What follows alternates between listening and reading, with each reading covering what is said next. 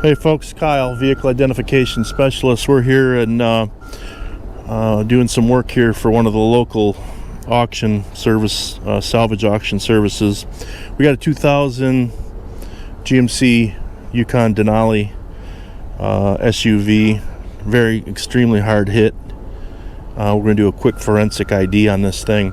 As you can see, our public VIN number has completely been obliterated here. We'd have to do some serious disassembly to get to it. I'm sure it's under there, but the next place we would go would be the federal safety certification label, and that has been forcibly removed on this vehicle, so that's not an option. So what we did here is in the progression of our forensic exams, we went to the next easiest location on this particular vehicle.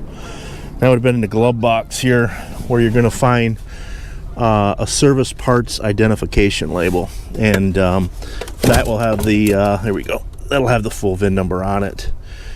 Now, yes, they could remove the door of the glove box to disguise the identity of the vehicle. That's always a possibility, so you're going to want to get another secondary identifier. In this case, we were able to locate a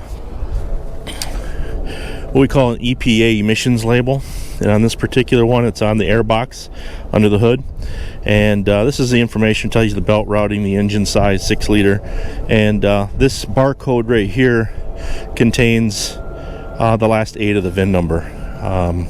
Okay, so that will be a good enough confirmation. We would normally, if that wasn't there, we didn't have the other label, we'd have a set of forklifts come in, lift this up, and we would go down to the frame of the vehicle and identify it that way, getting the stamp off the frame.